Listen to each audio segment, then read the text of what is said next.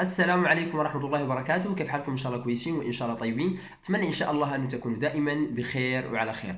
أعزائي المشاهدين، كان شفت لي فيديو على وسائل التواصل الاجتماعي، فصراحة الفيديو ده أثار انتباهي جدا، فعشان كده قررت إني أوريكم الفيديو ده. لكن يا جماعة أنتوا في الأول والأخير ليكم التعليق. يلا يا جماعة باختصار خلونا نشوف الفيديو ونكتشف الفيه شنو. Je pense que j'étais vraiment sur des nuages. Je trouvais ça irréel ce que je faisais. Parce que là, franchement, je déconnectais avec tout mon passé et je plongeais dans un univers berbère que je connaissais peu. Et c'est comme si je vivais un film, quoi. J'avais du mal à réaliser que c'était moi. Aujourd'hui, je suis avec Luc. On est chez moi à l'Oreca. C'est super amusant parce que Luc est originaire de Belgique, d'une région proche de moi aussi. Et bah là, on se retrouve au Maroc. C'est aussi un grand amoureux du Maroc. Et j'avais envie qu'il puisse partager son histoire pour vous. Donc, par quoi commencer? Par le début. Voilà, c'était quand ta première fois au Maroc? Alors, avant de changer de vie complètement et de m'installer au Maroc, j'étais quand même déjà venu 3 fois au Maroc, 3 ou 4 fois. Chaque fois des voyages quand même d'1 mois. Alors au début c'était sac au dos, après c'était transport en commun, location de voiture, hein, combinaison des deux, et puis c'était avec un 4x4, mon 4x4. Et les 2 dernières fois importantes, c'était quand j'avais fait un voyage en Afrique de l'Ouest. Et donc à l'aller et au retour, je traversais le Maroc. Donc c'est quand même un pays que j'ai bien sillonné, surtout toutes les pistes, donc déjà un peu hors des sentiers battus.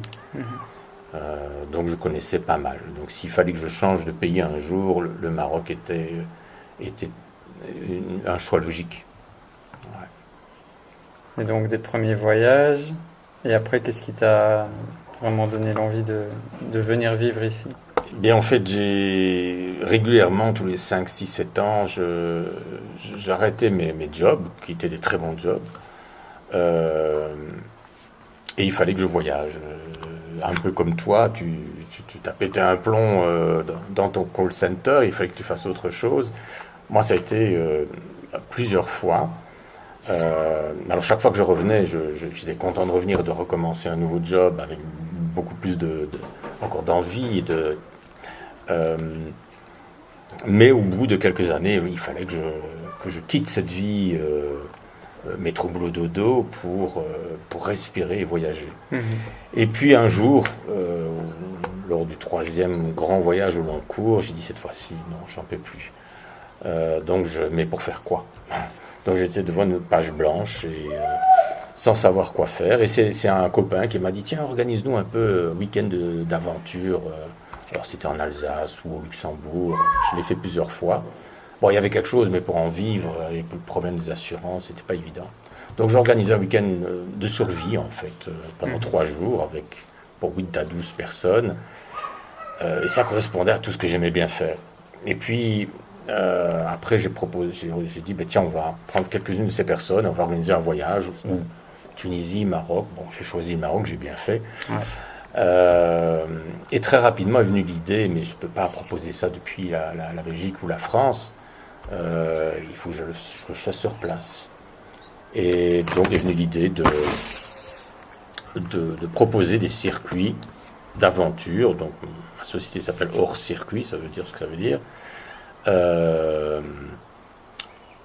sur mesure et privatif. Et c'est comme ça que je me suis installé au Maroc et que j'ai changé de vie.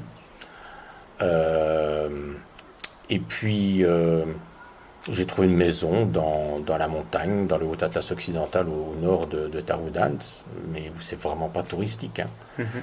Et puis là je suis tombé amoureux d'une maison, mais c'était un caprice. Hein.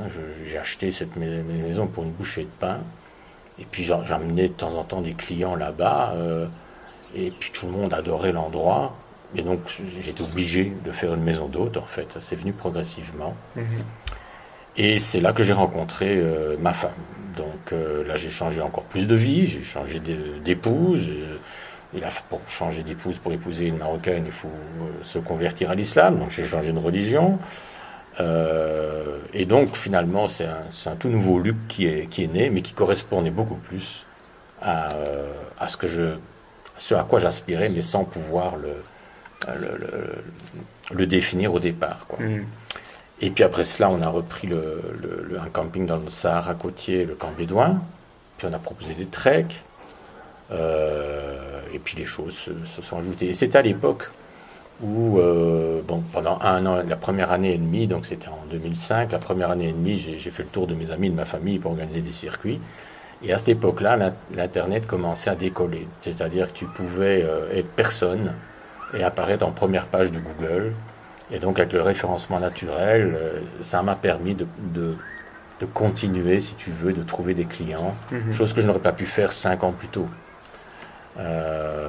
Donc j'ai fait ça au bon moment. Et dans quel ordre ça a été la société, la maison, le mariage Donc d'abord c'était hors circuit, des circuits donc privatifs en 4x4 avec chauffeur. Ouais. Ensuite ça a été la maison, ensuite ça a été ma femme, Afida, qui est donc originaire de ce village-là. Et puis ça a été la reprise du Camp Bédouin. Et donc tous les 2-3 ans, il y avait chaque fois quelque chose qui venait rajouter une pierre à l'édifice et à l'ancrage. Donc aujourd'hui, ça fait plus de 15 ans que je suis au Maroc. Ça n'a pas été facile. Plein de fois, j'ai voulu envoyer tout valser parce que, pas d'abord parce que je suis hors des sentiers battus. Tout ce que je fais est hors des sentiers battus. Si tu crées un riad à Marrakech, t'es jamais avec le 1500e. C'est pas original. Non, mais ça veut dire que les procédures administratives sont rodées, etc. Tandis que tout ce que je faisais, c'était du domaine de quasi l'impossible administrativement, quoi. Donc j'en ai bavé vraiment beaucoup. Et quelles ont été les plus grandes difficultés sur ton chemin? Les grandes difficultés, c'était d'ordre administratif, à tout point de vue. Donc multiplié par 2 ou par 10 du fait que je vis dans des zones où il n'y a aucun Européen, donc les fonctionnaires locaux, ça ne marchait jamais. Tu dépends de la gendarmerie près de chez toi? Oui, du caïd, et puis surtout, c'est bon, vraiment le Mocadem, les caïds locales, etc., ne sont pas des interlocuteurs valables, parce qu'ils n'ont pas l'habitude de traiter ce genre d'affaires avec des Européens. Et l'autre grande difficulté, ça a été les employés. Donc j'ai eu jusqu'à une douzaine d'employés, entre les chauffeurs, les cuisiniers, etc. Et puis j'ai tout eu comme crasse et comme mésaventure. Tu peux nous raconter des anecdotes? Écoute, mon 4x4 servait de transport à un gros trafiquant d'alcool. Donc mon 4x4 qui a été confisqué à un moment donné. Et tu sais, je découvre ça, en plus je découvre ça, c'est pas qu'on m'appelle la police, hein, c'est le chauffeur s'arrangeait pour me dissimuler tout, jusqu'au moment où je trouve une canette vide dans la benne de mon 4x4. Je me dis, mais j'ai jamais acheté une bière comme ça, qu'est-ce qu'elle fait là, cette canette? Et donc alors les langues ont commencé à se délier, donc j'ai retrouvé le poste de police où le gars s'était fait arrêter, et puis là, je vais voir l'inspecteur de police qui me dit « Ne vous tracassez pas, ne vous tracassez pas ». En fait, ils s'étaient arrangés entre eux et puis l'affaire était déjà enterrée, quoi. Sauf que moi, donc à partir de ce moment-là, j'ai commencé à éliminer tous les employés parce que ça ne rapportait que des problèmes, ça coûtait énormément d'argent et ça ne permet pas d'être heureux. Donc je suis redevenu petit, mais pour garder le contrôle et surtout le contrôle de la qualité, quoi. C'est vrai que ça peut être une grande difficulté, c'est les personnes qui t'entourent et j'ai évidemment fait toutes les bêtises possibles et imaginables. Donc j'ai acheté évidemment un terrain qui n'était pas titré, il n'y avait même aucun papier. Donc ça a duré 7-8 ans jusqu'à ce que j'ai gagné, mais il a fallu être plus malin que les locaux qui sont pourtant bien rusés. Donc il a fallu utiliser toutes les ficelles pour m'en sortir. Et donc après, tu vas dire, surtout ne commettez pas l'erreur d'acheter un terrain qui n'est pas titré. Oui, sauf que les terrains titrés ne sont pas nécessairement les terrains qui t'intéressent parce qu'ils sont situés dans des zones géographiques bien précises. Bon. Donc, mais au moins si je n'avais pas suivi le premier Kidam qui proposait ses services, tu vois, qui était bien gentil, bien évidemment, ils sont tous gentils. Y a plein de choses que j'aurais pu éviter de faire, plein d'erreurs que j'aurais pu éviter de commettre. mais peut-être que je n'aurais pas atteint ce que je recherchais. Ouais, ça fait partie du chemin. Je serais resté dans les rails, si tu veux. Donc ça, mais c'est un choix à faire. Mais faire ce choix en connaissance de cause, c'est déjà mieux que de devenir naïf. Pourtant, je suis pas quelqu'un qui planifie, etc. Ben non, tu viens ici, c'est cool, c'est détendu. Ah non, tout s'arrange, tout s'achète, etc. Oh, toi, tu y vas, tu la joues à la marocaine, sauf que tu n'es pas marocain et que les Européens ils ne sont pas traités de la même façon par l'administration marocaine. Donc il faut faire gaffe, quoi. C'est vrai que c'est assez compliqué, tout ce qui est administratif, par rapport au reste de notre vie sur place. Hein. Ben oui, alors on dit aussi que l'administration en France ou en Belgique, c'est pas facile, etc. Oui, mais sauf qu'ici, c'est chaque préposé dans l'administration interprète les lois comme il l'entend. L'un va demander tel papier, l'autre va te demander un autre. Rien que pour déclarer la naissance de mon deuxième enfant, de ma fille Leïla, et je crois que j'aurais bien jeté mon bébé par la fenêtre du 4x4 tellement du procureur jusqu'au préposé du bureau de légalisation, il te demandait des choses chaque fois contradictoires.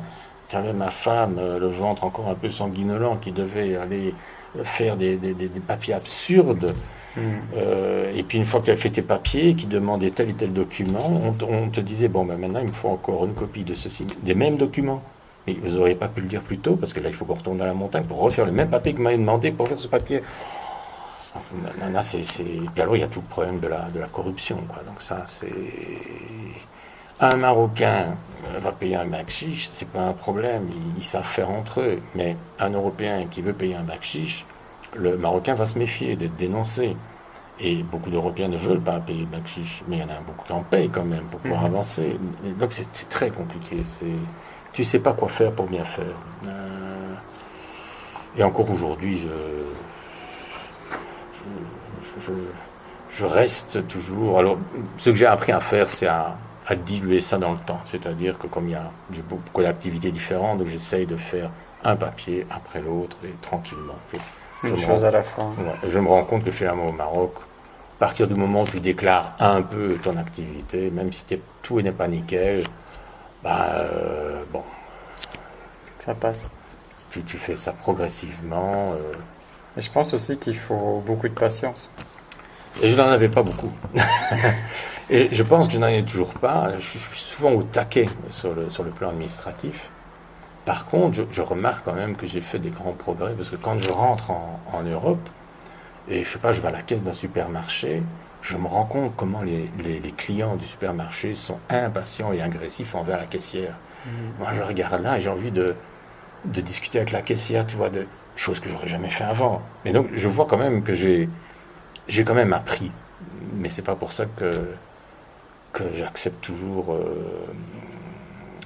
ces difficultés-là, et souvent, c'est beaucoup de stupidité administrative. Alors, je pense qu'avec l'automatisation, la digitalisation, c'est déjà le cas pour les passeports, ça devient maintenant le cas aussi pour les vignettes, par exemple, automobiles. Il y a des choses qui commencent un petit peu à avancer, à évoluer, grâce à la technologie qui fait moins intervenir l'homme, donc moins de place pour la corruption et pour la compétence. Donc, ça ne pourra que s'améliorer, je pense. Après, il y a eu le mariage. Comment ça s'est passé? Quelques mots là-dessus? Oui, en fait, la décision de me marier ou de choisir Afida, elle s'est un peu imposée à moi. Bon, j'avais des petits soucis dans mon couple précédent, donc ça tombait à pic peut-être. Et donc Afida était la fille du maçon que j'utilisais à temps plein pour aménager ma maison berbère, qui est traditionnelle, en terre, en pierre. Et puis un jour, je lui propose de venir avec ma cousine jusqu'à des cascades. Et ce jour-là, elle m'a sauvé la vie 2 fois. D'abord, j'étais coincé dans les cascades avec un gros scorpion à côté de moi. Et j'étais bloqué sur ma cascade en déséquilibre. Et puis au retour, la piste d'accès à la maison, qui n'est pas celle aujourd'hui évidemment, s'est effondrée avec le 4x4 qui commençait à glisser dans le ravin. Et dans les 2 cas, c'est elle qui m'a sorti des deux problèmes, dans la même journée. Ah, Donc 3 jours après, un beau signe. je téléphonais à ma femme, je dis ça y est, maintenant c'est terminé. Et je remontais avec mon quad dans la montagne, parce qu'il n'y avait pas de route encore à l'époque, il n'y avait pas de téléphone, il n'y avait pas de réseau internet, et j'ai demandé à Fida en mariage. Et là-dessus, elle me dit non. Alors que moi, j'étais le 10e prétendant, je me disais, ça y est, c'est dans la poche, t'imagines une fille berbère, je dois lui paraître un cadeau venu du ciel, enfin, modestement dit, mais tu vois, quelqu'un qui a un peu de l'argent par rapport aux gens locaux. Et là, elle me dit non. Mais elle me dit, mais qu'est-ce que tu veux faire avec moi? Je ne suis ni jolie, ni intelligente. Elle te dit ça, bon. Là, j'ai compris qu'elle n'était vraiment, elle ne s'intéressait pas à moi pour mon argent, clairement. Et bon, ça ne m'a que fait fondre encore plus. Donc il a fallu quand même 1 an pour régler divorce d'une part, mais aussi papier de mariage. Alors c'est hyper compliqué, hein. Tu dois passer par 36 étapes, et puis il fallait que je me convertisse à l'islam. Donc là, l'histoire de la conversion est aussi toute une histoire qui demanderait une demi-heure à raconter, mais des tas de choses un petit peu absurdes de mon point de vue, que je devais faire, et inquiétante, hein. J'avais peur un peu pour ma virilité. Bon, ben non, là, la doule, là, le notaire coranique n'a rien demandé de ce point de vue-là, mais enfin, je connaissais un peu mes droits aussi. Une fois converti, il y avait l'acte de mariage qui devait toujours être signé chez la doule. Et puis, là aussi, il y a eu plusieurs misères, mais enfin, une fois réglé, se présente pour la signature, et puis c'est là où il me dit, mais qu'est-ce que vous avez prévu pour la dot? On m'avait pas expliqué ça. Je dis, c'est quoi l'entourloupe là? Et là, tout de suite, j'ai commencé à me méfier. Est-ce que je fais une bonne affaire? C'est qui essaye de m'avoir? Je dis, mais je sais pas, c'est quoi les pratiques? Alors il me donne un montant, j'ai dit, j'ai pas tout ça sur moi, vous donnez déjà ce que vous avez, puis j'écrirai le reste dans l'acte. Donc je lui donne l'argent, et puis alors il donne l'argent à mon futur beau-père. Mon futur beau-père regarde l'argent, il regarde la doule, il regarde sa fille, il donne l'argent à sa fille, donc ma future femme. Ma femme regarde l'argent, regarde son père, me regarde, elle me rend l'argent. Donc il n'y avait pas d'entourloupe, mais ça faisait partie du folklore légal, local, mais bon, que je n'imaginais pas, quoi. Donc ça, c'était le mariage, et puis alors on a fait un mariage traditionnel berbère, hein, durant 3 jours dans la montagne. Tu as tout le village qui est là, et on danse traditionnelle, etc. C'était aussi mémorable à plein de points de vue, et je pense que j'étais vraiment sur des nuages. Je trouvais ça irréel, ce que je faisais. Parce que là, franchement, je déconnectais avec tout mon passé, et je plongeais dans un univers berbère que je connaissais peu, et c'est comme si je vivais un film, quoi. J'avais du mal à réaliser que c'était moi. Et bon, Afida, je la connaissais pas, hein. Tu n'as pas le droit de te fréquenter avant le mariage, donc tu sais pas est-ce qu'elle est jolie ou pas jolie, est-ce qu'elle va te plaire ou pas. J'aurais jamais fait ça dans le passé, donc il fallait que je sois fou, quoi. Et pourtant, c'était la bonne décision. C'est dingue, hein. Je sais pas, il y a une main invisible qui me poussait dans le dos à l'avoir demandé, d'abord me la mettre sur le chemin, à la demander en mariage, et puis finalement à avoir fait le bon choix. Il n'y a pas de hasard. Et je suis tombé dans une belle famille, tu vois, des gens tranquilles et tout. Donc ça a été encore une étape supplémentaire très importante dans la vie. Donc je refais vraiment ma vie, puisque j'ai des enfants. Il y a une grande différence d'âge. C'est vraiment un renouveau complet, quoi. C'est une nouvelle vie. Ouais. Et en fait, aujourd'hui, Afida est ma partenaire de tous les jours dans le travail. Et donc on fait tout à deux.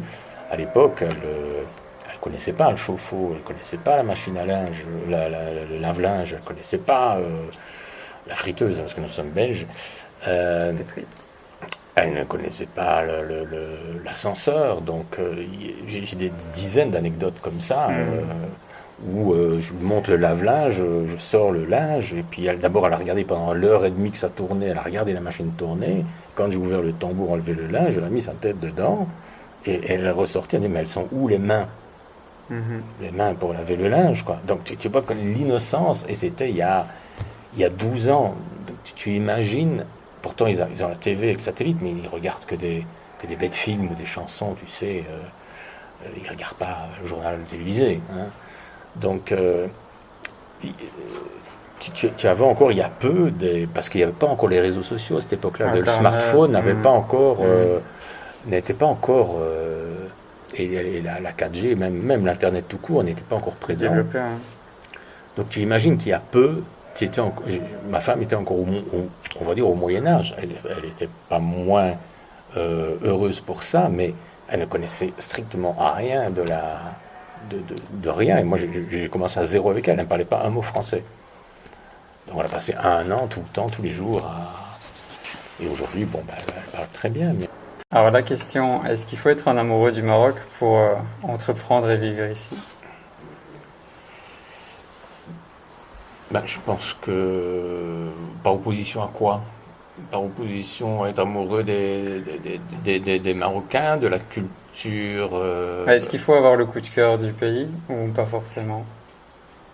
Je pense que pas forcément, mais ça aide beaucoup de l'avoir, parce que moi c'est ce qui m'a permis de tenir par rapport il y a toujours des difficultés dans la vie, bien évidemment, mais enfin, quand tu changes de culture, quand tu te déracines comme ça, quand en plus tu vas t'installer en plein des sentiers battus, avec toutes les difficultés que ça implique, si tu n'as pas une compensation, et donc moi je la trouvais en faisant des repérages, ou en faisant où je fais des bivouacs sauvages, je vais dans la nature, et là je me ressource. Et là, c'est ça qui me passionne au Maroc. C'est d'abord le Maroc, hein. C'est d'abord le pays.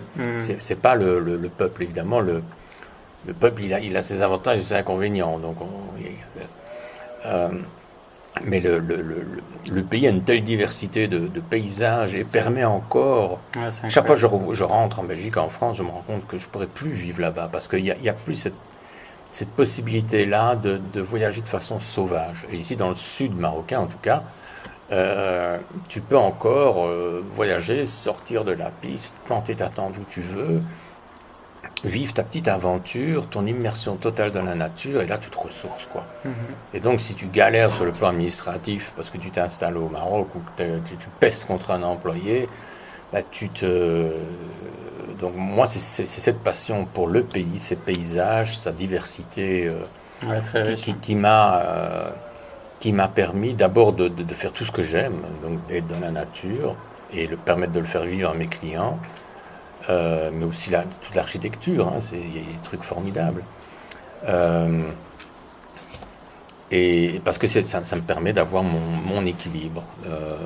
Donc être amoureux du Maroc, je pense que ça aide beaucoup pour passer outre des difficultés plus pratiques de déracinement ou de différence de façon de vivre, ou des différences au point de vue administratif. Je pense qu'aussi parler un minimum la langue peut aider beaucoup, faciliter la vie, les rencontres. Je pense que il faut aussi essayer d'avoir peut-être des amis marocains. C'est pas facile parce que c'est pas la même culture, c'est pas la même notion d'amitié. L'amitié ici est une notion intéressée. Ok, donc là, vous avez déjà eu plein de bons conseils et plein d'anecdotes. Si vous voulez aller plus loin, que je vous aide dans cette démarche d'entreprendre, de vivre au Maroc, il y a un lien en description. Donc voilà, vous verrez plus. Est-ce que tu as une dernière chose à partager, un mot de la fin? Oui, c'est qu'en fait, en échangeant beaucoup avec toi, on se rend compte qu'on a eu les mêmes problématiques, etc. Donc je pense qu'effectivement, partager, pour quelqu'un qui voudrait s'installer au Maroc, partager ça avec toi, forcément, tu es passé par là, forcément, il y a une liste de choses à faire, à ne pas faire. Et puis je pense qu'il faut effectivement avoir un peu de recul par rapport à son projet et d'en parler avec d'autres qui connaissent un peu l'environnement. Je pense que ça ne peut être que bénéfique. Après, la personne en fait ce qu'elle veut, hein, mais au moins elle aura eu un autre son de cloche. Et, ouais. Donc, si vous voulez découvrir aussi plus ce que fait Luc au Maroc, je vous mets le lien donc, vers ta maison d'hôte, vers Yalla et vers tes projets. Donc, Merci. Ouais. N'hésitez pas à venir lui rendre visite aussi. Ben toi aussi, hein, quand tu passes près de Taroudan, Oui, je viendrai te voir. Ouais. Ok, bah, j'espère que cet échange vous aura donné envie de venir au Maroc, de tenter l'expérience, l'aventure, parce que c'est une vraie aventure. Hein. يلا جماعة نلتقي إن شاء الله في الحلقة القادمة. كان معكم محمد حسونة والسلام عليكم ورحمة الله وبركاته.